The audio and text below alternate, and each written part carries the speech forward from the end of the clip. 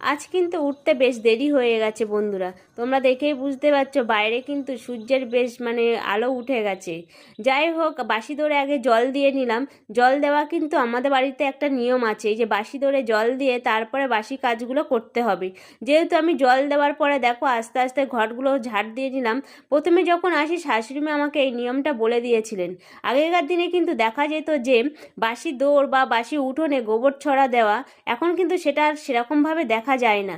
যাই হোক, আমি ঝওয়াঝাপ ঘরদোরগুলো মুছে নিলাম। যেহেতু এটা সাদা পাথরের, তোমরা বুঝতেই পারছো এটা কিন্তু আমার দুবেলা মুছতে হয়।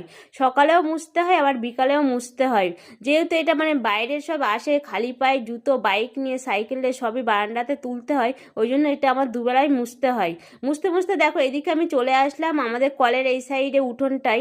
এই উঠোনটা কিন্তু প্রত্যেকদিন নিয়ম জল দিয়ে ধোয়ার। এই পাশটা আমাদের কাঠের উনুন আছে, যে উনুনে আমরা কাঠে রান্না করি। যাই হোক, ঝড়ঝাপ এই দিকটা ধুয়ে নিলাম। আমার ভিডিওগুলো কেমন লাগছে তোমরা জানিও প্লিজ।